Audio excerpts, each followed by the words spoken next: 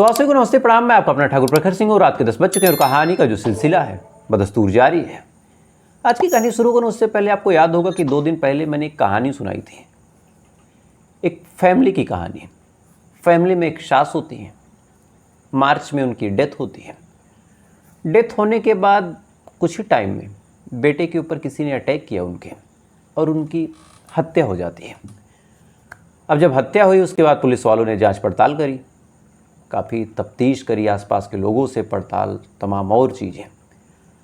जब और तमाम चीज़ें की और जांच पड़ताल की तो अंत में जो शक की सुई थी वो उसी परिवार में, उसी शख्स के पिता पे जाती है। अब जब पिता पे शक गया और तमाम सबूत इशारा भी कर रहे थे कि फादर की कुछ न कुछ संलिप्तता ज़रूर है, तो फिर पुलिस वालों ने फादर से पूछताछ करी। शुरुआत में फादर ने इधर उधर की तमाम चीज़ें कही, तमाम बातें घुमाई, लेकिन फिर अंत में फादर टूटते हैं उनके, और टूटने के बाद कहते हैं कि हाँ, मैंने ही मारा है। उनका नाम शायद राकेश कुमार था और जिसकी डेथ हुई थी उसका नाम सुभाष। तो ये कहानी जब पुलिस वालों ने सुनी तो फिर ये सवाल उठा कि भाई एक बाप अपने बेटे को क्यों मारेगा।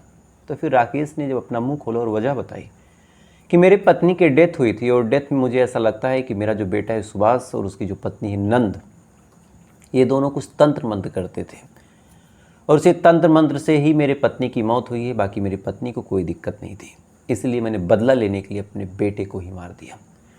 अब ये कहानी जब मैंने सुनाई तो कई सारे ऐसे मासूम लोग जो शायद अभी भी इस दुनिया में इन सब चीज़ों से अछूते हैं, उन्होंने कहा कि भाई हो सकता है कि रिसर्च में कुछ दिक्कत हो आपके, या फिर हो सकता है कि कुछ जानकारी का अभाव हो।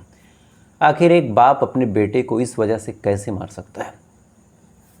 तो सवाल जब मैंने सुना तो मैंने सोचा कि कमेंट में बता दें कि भाई रिसर्च में कोई गलती नहीं है, ऐसा हुआ है। लेकिन मेरे दिमाग में फिर आया कि ऐसे न जाने कितने लोगों के दिमाग में ऐसी शंकाएं होती होंगी। तो मेरा आप यकीन मानिए, आपने मुझे अपना समझ के मुझे फॉलो किया, सब्सक्राइब किया, आप मुझे देखते हैं, तो बड़े अकीदे से कहता हूँ आपका अपना होके कि आप मेरा यकीन मानिए। हम और आप जितने तरीके के रिश्तों में कत्ल सोच सकते हैं, या फिर ये सोच सकते हैं कि दुनिया में क्या इस वजह से कत्ल हो सकता है, तो उससे आप 1000 गुना अगर आप सोचें, जितना आपकी सोच जाती है या फिर मेरी सोच जाती है उससे 1000 गुना आप सोचें, उससे ज़्यादा छोटी छोटी और घटिया वजहों से आजकल रिश्तों में कत्ल हो रहा। बाप बेटी को मार देता है, बेटी बाप को मार देती है, पति पत्नी, पत्नी पति, माँ बेटा, बेटे बाप को, भाई बहन को। यानी जितनी छोटी से छोटी वजह हम आप सोच सकते हैं उससे भी 100 गुना छोटी वजह, और जितनी घटिया से घटिया वजह हम आप सोच सकते हैं उससे भी ज़्यादा घटिया से घटिया वजह पे रिश्तों में कत्ल होता है। अब बात यहाँ तक आ ही गई तो एक छोटी सी कहानी आपको और सुना देता हूँ। कहानी कहाँ की एग्जैक्टली नाम नहीं याद आ रहा, लेकिन मैं आपको उसके सबूत के तौर पे पीछे कुछ न कुछ दिखा दूंगा। एक शख्स गांव में पला बड़ा, उसके बाद वो जाता है खेती किसानी करने, इसी जून के महीने में। अब धान की रुपाई का कार्यक्रम चल रहा था। जाता है, जाने के बाद शाम होती है, शाम को वापस अपने घर पे आता है। जब घर पे आता है, आने के बाद कुछ अजीब उसे लगता है। देखता है कि उसकी जो पत्नी है एक चूल्हे के सामने बैठी है। अब ये चीज़ जब वो देखता उसे बड़ा अजीब लगा कि भाई मेरी पत्नी चूल्हे के सामने क्यों बैठी है। उसने फिर पूछा, पत्नी कुछ बोल नहीं रही, दूर से ही पूछ रहा था। इसी दौरान उसको कुछ बदबू आती, जैसे कुछ अजीब मांस जल रहा हो। अब ये चीज़ जब उसने देखी और चूल्हे के पास एक तो पत्नी बैठी, चूल्हा जल भी रहा है, दूसरी हैरान करने वाली चीज़ के ऊपर कुछ बर्तन या फिर कोई पतीला, कोई कढ़ाई, कोई तवा रखा नहीं है और बदबू भी आ रही है। परेशान जो पति था भाग के चूल्हे के पास जाता है। जब जाता है, जाने के बाद देखता है कि उसकी पत्नी उसके ही बेटे को जला रही थी। अब ये चीज़ जब वो देखता है लगभग पागल हो जाता है। पागल होने के बाद जल्दी उस चूल्हे में हाथ डालता है, अपने बेटे को बाहर निकालता है, पानी डाल के शांत करता है, उम्मीद की शायद जान बची हो। लेकिन तब तक काफ़ी देर हो चुकी थी। चीख पुकार करता है, पत्नी से पूछता है कि तुमने ऐसा क्यों किया। पत्नी हंस रही। आसपास के तमाम लोग सुनते हैं, वो भी भागे भागे आए। फ़ौरन मामला पुलिस में गया। पुलिस भी जब सुनती है वो भी दंग कि ऐसा कैसे हो गया, वो भी भागी भागी आई। आने के बाद जब बॉडी को कब्ज़े में लिया, उसके बाद उसका पोस्टमार्टम करवाया और कोई शक तो था नहीं कि यहाँ पे कोई और इन्वॉल्व होगा। तो उस महिला को जब गिरफ्तार किया, गिरफ्तार करने के बाद उससे जब पूछताछ करी, तो पूछताछ करने के बाद जो पूरी कहानी निकल के सामने आई वो यही थी कि वो महिला अपने 4 साल के बेटे पे नाराज़ होती है। नाराज़ होने के बाद उसका गला दबा के उसको मार देती है। मारने के बाद फिर उसे समझ नहीं आया कि भाई लाश का क्या करें। तब उसके जहन में आया कि चिता को एक तरह से चूल्हे में तब्दील करते हैं और चूल्हे को चिता में और यहीं जला देते हैं। लेकिन पति आ जाता है और ये तमाम चीज़, अब ये तमाम पहेली जब पुलिस वाले सुलझाते हैं, हैरान परेशान, एक तो ये भी डाउट कि एक महिला ऐसे कैसे कर सकती है। तब कुछ लोगों ने कहा कि महिला मानसिक रूप से पीड़ित है। हालांकि अभी तक इसका कुछ आधिकारिक सबूत नहीं मिला है कि पीड़ित है या नहीं। तो आप सोच के देखिए कि एक माँ अपने बच्चे पे रोने की वजह से नाराज़ होती, फिर उसको मारती और मारने के बाद जला देती है। तो अजीब कहानी थी। खैर, तो आपके सवाल का जवाब यही था कि ऐसा कुछ नहीं है। हर रिश्तों में सबसे घिनौने से घिनौनी वजहों पे कत्ल होते हैं और होते भी रहेंगे। अब आते हैं आज की कहानी की बात करते हैं। और आज की कहानी भी ऐसी हैरान करने वाली कहानी है। कहानी प्रतापगढ़ की है। प्रतापगढ़ में एक जगह लगती है पट्टी, और इसी पट्टी में एक इलाका है जलालपुर, एक गांव है। इसी जलालपुर में एक परिवार रहा करता था। परिवार में टोटल 5 लोग, 3 छोटे छोटे बच्चे, पति जिसका नाम अवधेश कुमार और पत्नी जिसका नाम सरस्वती। जो अवधेश कुमार था गुजरात में रह के नौकरी करता, जो कुछ पैसे मिलते उसको अपने खर्च पे लगाता, साथ ही पत्नी को भेजता कि बच्चों की परवरिश करो। ठीक ठाक फैमिली, ठीक ठाक ज़िंदगी चल रही थी। चूँकि जो कुछ पैसे मिलते थे पत्नी उससे बढ़िया घर चला भी रही थी। पत्नी भी अच्छी थी, कोई डिमांड नहीं कर रही थी, तमाम चीज़ें, बच्चे भी अच्छे, चूँकि उनकी भी ऐसी कोई फरमाइश नहीं थी। तो कमाई भले ही कम थी, लेकिन अवधेश भी खुश था, पत्नी भी खुश थी, बच्चे भी खुश थे, तमाम आसपास के लोग खुश रहते थे इस परिवार को देख के। मुफलिसी में भी ये लोग मुस्कुराते रहते थे। इसी दौरान, इसी जुलाई महीने की बात है, एक अजीब घटना इस परिवार में घटती है। दरअसल इस परिवार में एक 11 साल का बच्चा था जिसका नाम था उमेश। उमेश अचानक से गायब हो जाता है 1 जुलाई को।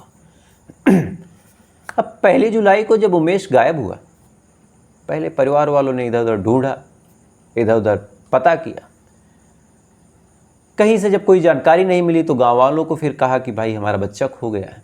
गांव वाले भी सुनते हैं, वो भी बेचारे खोजने निकलते हैं। देखते ही देखते शाम हो जाती है, उमेश कुमार लौट के आया नहीं। परिवार वाले परेशान, गांव वाले परेशान, तमाम लोग खोज रहे हैं। हर एक जंगल, हर एक झाड़ी, हर एक इलाका, हर एक घर, ताल तलैया, कुआं, ऐसी कोई जगह बची ही नहीं जहाँ पे खोजा ना गया हो। पूरा परिवार परेशान, इधर गांव वाले भी अपने तरीके से खोज रहे हैं। जहाँ जहाँ जिसको डाउट होता वहाँ पता करता, दोस्तों यारों से उसकी पूछताछ, जो रिश्ते वाले थे, जो आसपास के लोग थे उनसे पूछताछ, लेकिन कहीं से भी उमेश का कुछ पता नहीं चला। पूरी रात गांव वालों समेत घर वाले खोजते रहे, कहीं से कोई जानकारी मिली नहीं। जब कहीं से कोई जानकारी नहीं मिली तो फिर परिवार वाले अगले दिन जाते हैं पुलिस स्टेशन और कंप्लेन दर्ज करवा देते हैं। अब पुलिस वाले कंप्लेन दर्ज करते हैं, उसके बाद जांच पड़ताल शुरू करते हैं। वो भी आते हैं, आसपास के लोगों से पूछताछ करते हैं कि कहीं जाते हुए देखा, दोस्त यारों से पूछताछ, जो उस बच्चे के दोस्त थे उनसे पूछताछ कि क्या तुम्हारे पास आया था। रिश्तेदारों से पूछताछ कि क्या आपके घर तो नहीं गया।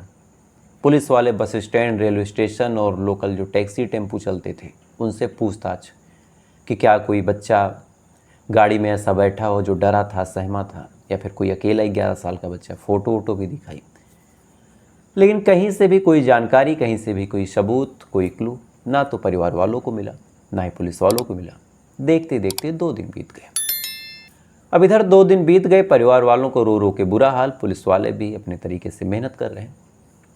इसी दौरान गांव के कुछ बच्चे कुएं के पास खेल रहे थे।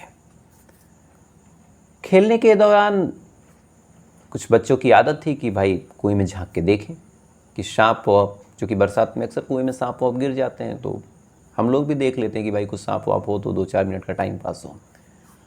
तो जब उन्होंने देखा, देखने के बाद अंदर जो कुछ उन्होंने देखा, जो उन्हें दिखाई दिया, उसे देखने के बाद पहले तो वो बच्चे वहाँ से भागते हैं और भागने के बाद लगभग बदहवास हो जाते हैं। उनके परिवार वाले जब उनको देखते हैं, गांव के लोग देखते हैं कि भाई बच्चों को क्या हुआ, उनको पूछते हैं कि क्या हुआ। बच्चे डरते सहमते कहते हैं कि अंदर एक लाश है। अब ये चीज़ जब बड़े लोग सुनते हैं, वो भी बेचारे भाग के कुएं के पास जाते हैं, अंदर झांकते हैं।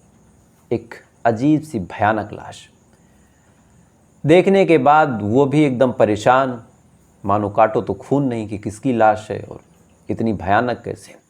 फ़ौरन पुलिस को फ़ोन किया, पुलिस वाले आते हैं।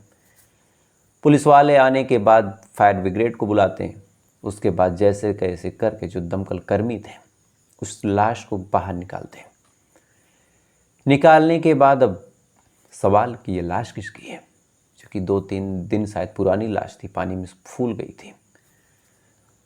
तो फिर कपड़ों से और बाकी चीज़ों से जब शिनाख्त की गई तो पता चला कि ये लाश इसी उमेश की है जो 2 दिन पहले गायब था। अब ये खबर जैसे ही परिजनों को मिली, वो भी बेचारे भागे भागे आए। अपने बच्चे की जब ऐसी लाश देखते हैं, कलेजा फट जाता है, मानो दुखों का पहाड़ टूट पड़ा। रो रो के बुरा हाल। परिवार वालों को समझा बुझा के पुलिस वाले बॉडी अपने कब्जे में लेते हैं। लेने के बाद फिर ये हुआ कि पोस्टमार्टम करवाओ। जब पोस्टमार्टम हुआ तो पता चला कि इस बच्चे को पहले पीटा गया और उसके बाद गला दबा के मारा गया, क्योंकि गले की हड्डी टूट गई थी। अब ये चीज़ जब पुलिस वाले देखते हैं और आसपास के लोग देखते हैं, इधर तमाम लोगों में आक्रोश कि एक बच्चे को मार दिया गया, किसने मारा। तमाम लोग अब पुलिस के पास जाके बैठ गए कि भैया जल्द से जल्द कातिल खोजो। पुलिस के भी हाथ पांव फूले, उन्होंने भी जांच पड़ताल तेज की। तमाम लोगों से पूछताछ, फिर से कहानी शुरू। अब तक अपहरण का मामला था, अब कत्ल का हो गया। तमाम लोगों से पड़ताल की, क्या किसी ने कुछ देखा, किसी ने कुछ जाना, कोई जानकारी। फादर से अलग पूछताछ, उमेश के भाई बहनों से अलग पूछताछ, माँ से भी पूछताछ, लेकिन कहीं से कोई क्लू नहीं मिल रहा, कोई मोटिव भी नहीं मिल रहा कि भाई कोई क्यों मारेगा। किसी से कोई दुश्मनी का कोई सबूत नहीं, किसी से कोई रंजिश का सबूत नहीं, तमाम चीज़ें। अब पुलिस वाले भी जांच पड़ताल करते रहते हैं, तफ्तीश करते रहते हैं। लेकिन इसी दौरान पुलिस वालों ने एक चीज़ नोटिस की कि भाई सब तो ठीक है, लेकिन घर पे माँ थी और माँ के बयान कुछ अजीब है। एक बार माँ ने कहा कि मैं सो रही थी, एक बार माँ ने कहा कि मुझे नहीं पता। तो फिर एक काम करते हैं, माँ को भी थोड़ा सा टटोल लेते हैं, क्योंकि हमने सारे अपने घोड़े खोल दिए और कहीं से कोई जानकारी मिली नहीं। अब पुलिस वाले सोचते हैं कि चलो भाई सरस्वती को भी टटोला जाए। उन्होंने टटोलना शुरू किया कि आप क्या कर रही थी। उसने बताया, फिर पूछा कि उस समय बच्चा कहाँ था। उसने फिर बताया, फिर कपड़े वपड़े पूछे, फिर घुमा के इसी सवाल को दूसरे तरीके से पूछा। अब जब घुमा के पूछा तो पता चला कि बयान बदल गया। अब फिर परेशान। अब ये तमाम चीज़ें चलते चलाते लगभग आधे घंटे की तफ्तीश में पुलिस वालों को यकीन हो ही गया कि सरस्वती झूठ बोल रही है। तो फिर झूठ क्यों बोल रही है। अब इसके बारे में फिर सरस्वती से जब पूछा गया तो फिर सरस्वती पहले तो इधर उधर की कहानी बताती है, लेकिन अंत में टूटती है और टूटने के बाद कहती है कि मुझसे बहुत बड़ी गलती हो गई। अब ऐसा जब उसने बोला तो पुलिस वालों ने पूछा कि क्या। तब उसने कहा कि मैंने अपने बच्चे को मार दिया। पुलिस वालों को लगभग यकीन भी था कि सरस्वती गलत है। तब उसने कहा पुलिस वालों ने कि भाई ये पूरी कहानी भी बता दो। तब सरस्वती पूरी कहानी बताती है और यहीं से कहानी पहुंच जाती है 1 साल पहले। दरअसल अवधेश कुमार जब बाहर रह के कमाता था, इसी दौरान गांव का एक शख्स था रोशनलाल। रोशनलाल घर पे आता रहता था। पहले पैसे वैसे भी उसी से अवधेश कुमार भेज देता था कि मेरी पत्नी को दे देना। तो पैसे वैसे लेके आने के दौरान अब सरस्वती भी उसे बैठाती, चाय पानी भी देती। देखते देखते दोनों में एक तरह से दोस्ती भी हो गई। अक्सर अब सुख दुख पूछने भी रोशनलाल आने लगा। वक्त के साथ साथ दोस्ती भी आगे बढ़ी, दोनों एक दूसरे के करीब हो गए, दोनों में एक तरह से प्यार भी हो गया। यानी अब धीरे धीरे रिश्ता गलत तरीके से हो गया। अब गलत तरीके से हो गया तो फिर अक्सर रोशनलाल मिलने भी आने लगा, उस तरीके से भी। इसी दौरान 1 जुलाई की बात है, घर पे कोई नहीं था, बच्चे बाहर खेलने गए थे। रोशनलाल को लगा कि भाई मौका है वो बढ़िया है और मिल लेते हैं। मिलने के लिए जाता है सरस्वती से, उसी दौरान दोनों कुछ क्लोज आ जाते हैं। तभी जो उमेश था वो आ जाता है। अब 11 साल का लड़का, समझदार तो था ही, और आजकल के सोशल मीडिया के ज़माने में तो बच्चे पहले भी बड़े हो जाते हैं। तो फिर जब उसने देखा तो उसने कहा कि ये तो गलत है। अब ये शब्द जब सरस्वती और उमेश सुनता है रोशनलाल तो दोनों डर जाते हैं। डरने के बाद बच्चे को बैठाते हैं, समझाने की कोशिश करते हैं, बेटा किसी को मत बताना। लेकिन उमेश अच्छा खासा नाराज़ था और उसने कहा कि ये गलत है और मैं पापा को बताऊंगा। माँ अलग डर गई, रोशनलाल अलग डर गया। काफ़ी देर तक समझाया बुझाया, जब नहीं माना तो फिर ये हुआ कि इसको निपटा दो। अब माँ अपने बच्चे का हाथ और पैर पकड़ती है और उमेश का गला रोशनलाल घोंटता है और ये तमाम काम माँ खुद करवाती है। गला दबा के रोशनलाल उमेश को मारता है, गले की हड्डी टूट जाती है। उसके बाद फिर ये हुआ कि लाश का क्या करें। तो शाम तक लाश को घर में छिपाया गया और जब छिपाया गया, जब अंधेरा हो गया, जब देखा कि कोई नहीं देख रहा, तब उसी लाश को ले जाके कुएं फेंका और फिर चीखने चिल्लाने लगे कि हमारा बच्चा खो गया और पुलिस वालों को और आसपास के लोगों को मूर्ख बनाया गया। तो आप सोच के देखिए कि एक माँ पहले अपने बच्चे को उस कहानी में कैसे जलाती है और इस कहानी में कैसे गला दबा के मरवाती है। तो किस रिश्ते का कैसे कत्ल होगा कुछ कहा ही नहीं जा सकता। खैर फिलहाल ये थी पूरी कहानी। तो अब आपसे कल फिर मुलाकात होगी किसी दूसरी कहानी के साथ। तब तक अच्छे रहिएगा, खुश रहिएगा, अपना ख्याल रखिए, अपने देश का ख्याल रखिए। जय हिंद, वंदे मातरम।